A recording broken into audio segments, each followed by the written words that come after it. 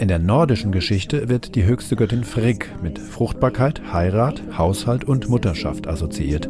Frigg hat ihren eigenen Palast, wo sie jene Wolken spinnt, die über Midgard, der menschlichen Welt, schweben. Sie spinnt das Rad des Lebens, die neue Sonne hereinbringend, den Wechsel der Jahreszeiten.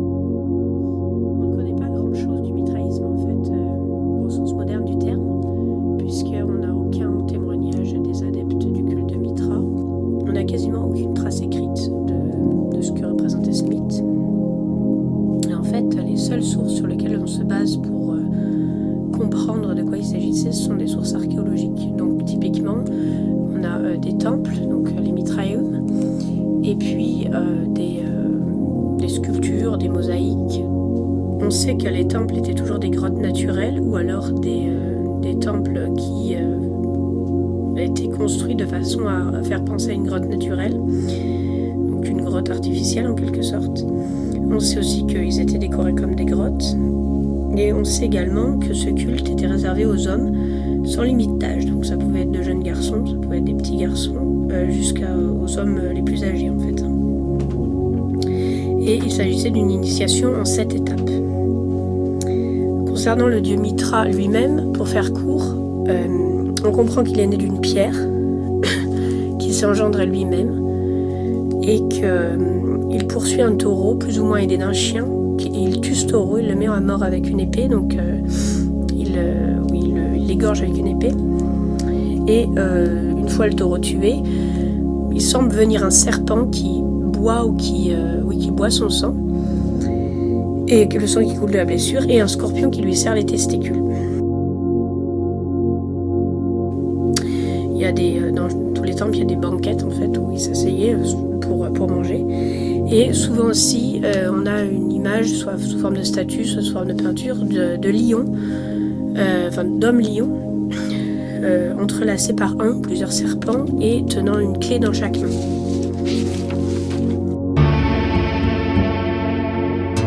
Autant vous dire que personne n'a rien compris et qu'aucune explication complète n'est donnée du pourquoi, du comment, du mythe, pourquoi il s'agissait de ça, quel était le but. Certains ont essayé d'expliquer la grotte comme une représentation du cosmos, ce qui n'est pas faux, comme le savent ceux qui ont lu mon livre, c'est plutôt juste, mais c'est pas du tout suffisant. Et les gens aussi, certaines personnes ont vu dans le scorpion ou dans le serpent la représentation du mal, et dans l'apparition de Mitra une sorte de salut. Bon, ce sont des théories qui sont très christianisées en fait.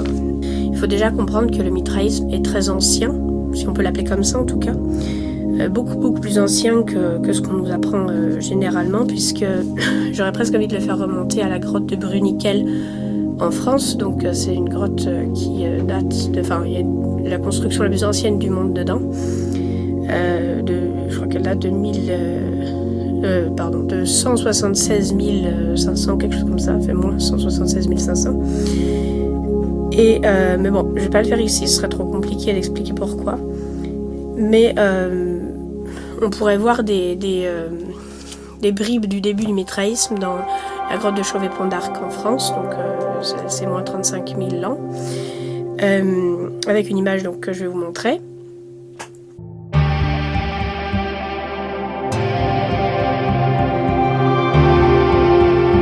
Et également dans la grotte de Lascaux, donc le puits de la grotte de Lascaux, avec cette image-là.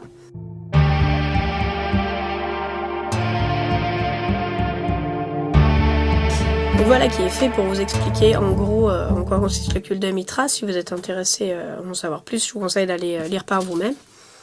Sinon, pour ce qui concerne l'explication, déjà il faut comprendre que quand vous voyez un taureau, donc typiquement dans le culte de Mitra, un taureau est mis à mort, il faut penser pourquoi un taureau en fait. Le taureau, qu'est-ce que c'est? Donc le taureau, c'est le mâle de la vache. Et la vache, c'est un animal qui a une gestation de 280 jours. Vous allez me dire, c'est quoi 280 jours? C'est en fait le temps de gestation de la femme européenne aussi. Et c'est le cas aussi de la bisonne. Donc bisonne vache, c'est équivalent, et bison taureau, c'est équivalent aussi. En fait, Vous allez me dire c'est peut-être une coïncidence, mais en réalité non, puisque c'est l'un des seuls animaux qui a une gestation de la même durée que celle de la femme européenne. Et donc 280 jours, c'est 10 cycles féminins de 28 jours, ou 10 mois lunaires en quelque sorte, ou alors 9 mois solaires. On sait aussi aujourd'hui que on remplace le lait maternel par le lait de vache, surtout aujourd'hui d'ailleurs.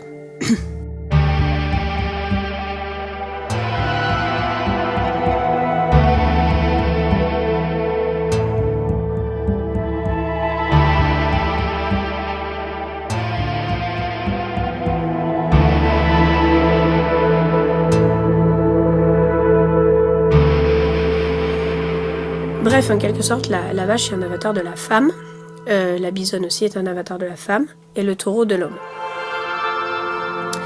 Maintenant, il faut comprendre une chose liée à la royauté, c'est que, vous savez comme moi, que les vaches ou les bisons vivent en troupeau, et que, comme beaucoup d'autres animaux d'ailleurs, et que ces troupeaux ont un mâle dominant, et non seulement ils ont un mâle dominant, mais ils ont généralement une hiérarchie dans les mâles.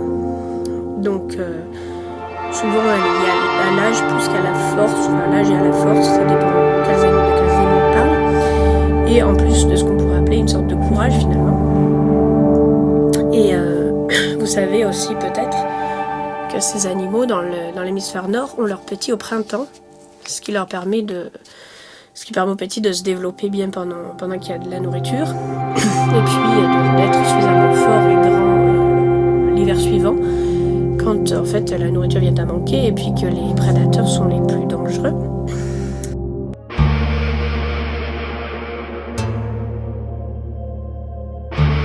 Donc ça signifie qu'ils s'accouplent pour les taureaux et les vaches 9 mois avant, donc en été. Et c'est pourquoi dans les mythologies, le taureau est lié au soleil. Donc quand le soleil est à son plus fort, à partir du mois de juin, à partir du 21 juin, le taureau aussi, enfin, les taureaux sont le plus agressifs, ont le plus d'adrénaline et donc sont le plus habités par le dieu Pan. De juin à septembre donc. Donc c'est la raison pour laquelle aussi on a l'image de Sol Invictus, c'est donc le soleil qui gagne. Alors maintenant on peut se demander pourquoi il y a un mâle dominant en fait dans ces troupeaux. Alors généralement on pense que c'est parce que il protège les autres, il protège les petits, mais en fait dans les faits c'est relativement faux puisque le mâle dominant est généralement moins dangereux pour les prédateurs que même les vaches qui protègent leurs petits. Et donc, des mâles dominants pourtant, des rois en fait, en quelque sorte, il y en a chez beaucoup de mammifères. C'est un modèle très fréquent et les mammifères solitaires, donc qui ne vivent pas en troupeau, quant à eux, subissent une sélection naturelle assez drastique, à la fois parce que ils combattent pendant la période de reproduction, donc tous ne se reproduisent pas. Et puis même dans la vie, en fait, en tout cas c'est le cas chez l'homme, il y a une sélection naturelle plus forte chez les mâles. Chez l'homme, par exemple, on a un sexe ratio qui n'est pas de 1-1, donc il n'y a pas une femelle pour un mâle. Il y a à la naissance environ 105 garçons pour 100 filles. Et en fait, à la conception, c'est encore pire puisqu'il y a 120 embryons masculins pour 100 embryons féminins. Donc on dit que les embryons garçons et même les petits garçons sont plus fragiles. En réalité, c'est peut-être pas vraiment le cas, c'est pas comme ça qu'il faut le voir, mais enfin, il y a plus la plupart des fausses couches chez l'être humain sont des fausses couches d'embryons masculins. Donc je vous mets les études appropriées en description. Donc pourquoi le mâle doit être fort, puisque contrairement à ce qu'on croit, il ne protège pas spécialement ses petits. Pourquoi il y a une sélection naturelle forte sur le mâle? Il faut vraiment se poser cette question en fait. Et puisque cette question, en fait, ce rôle-là est lié au rôle de la royauté et puis au rôle du mâle dans la nature, tout simplement. Donc c'est quelque chose qui arrive particulièrement chez les mammifères aussi, il faut comprendre ça. Et ce rôle, en fait, il va vous surprendre, je suis sûre qu'il va vous surprendre. Parce que déjà, il faut comprendre que le clonage chez les mammifères, ça ne fonctionne pas. On n'a pas attendu l'homme pour faire du clonage, en fait. Dans la nature, le clonage, c'est chose fréquente pour la production des plantes, notamment. Et puis même de certains animaux, je ne me souviens plus desquels, mais certains animaux se reproduisent par clonage de la femelle. Enfin, ils peuvent se reproduire par clonage de la femelle. Mais c'est pas le cas chez les mammifères. Seulement 1 à 5% des clonages de mammifères parviennent à donner un fœtus. Et en fait, ce fœtus même est en fait peu viable, puisque tous meurent rapidement et de manière brutale, sans explication en fait. Souvent, c'est le cœur qui s'arrête tout simplement. Et alors que génétiquement, il n'y a aucun problème, puisque il s'agit d'une copie parfaite de la mère. Donc ça remet un peu en question le monopole de l'ADN, si on peut dire, chez les mammifères. Et donc, est-ce que vous savez pourquoi le clonage échoue chez les mammifères ? C'est tout simplement à cause du placenta. Donc, généralement, sans gène du père, donc dans le cas d'un clonage de la mère, on n'obtient même pas de placenta en fait. Et si on en obtient on obtient un placenta qui est tellement défectueux et tellement vide qu'il n'est pas capable de faire son travail. Et que l'embryon, généralement, ne peut pas être maintenu en vie plus de quelques jours. S'il arrive à terme, on suppose que les défaillances que le bébé a, en fait, sont liées au placenta qui, lui, présente des anomalies flagrantes. Dans une grossesse normale, en fait, dans le cas d'un embryon normal, le placenta est composé spécialement, particulièrement, des gènes du père. Et en d'autres termes, donc le placenta, c'est le père, si on veut simplifier.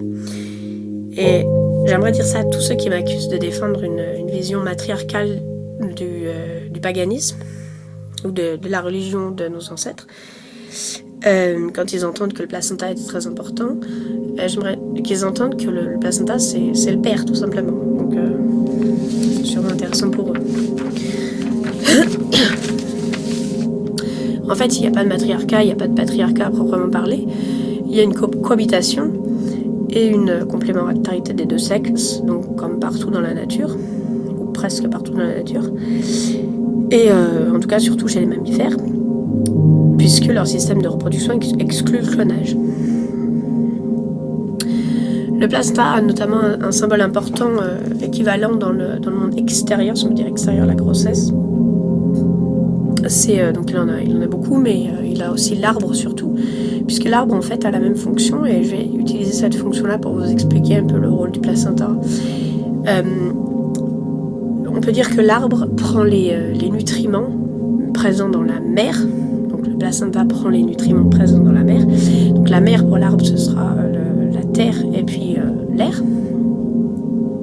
Il prend les nutriments présents dans la terre et dans l'air pour les donner, pour les rendre disponibles à la vie animale, donc aux animaux et puis aux autres plantes évidemment. De la même façon, le placenta prend les nutriments disponibles dans la mer pour les rendre disponibles au fœtus. En fait, dans les deux cas, il y a des nutriments disponibles de toute façon. La terre, elle a des nutriments disponibles, l'air a des nutriments disponibles, et puis la mer a des nutriments disponibles. Mais elle ne les transmettra pas au fœtus, ou alors la terre et l'air ne transmettront pas leurs nutriments à la vie animale sans l'arbre, et en l'occurrence sans le placenta chez la mère. Il a également la fonction de recyclage en quelque sorte, puisque le placenta recycle l'urine et le sang, si on peut dire sale, ou vidé de son oxygène, et le sang sale du fœtus. Il le recycle pour en faire de la nourriture, donc pour donner de la nourriture disponible au fœtus. Et de la même façon, l'arbre recycle donc les déchets des animaux, les excréments, typiquement l'urine, et également évidemment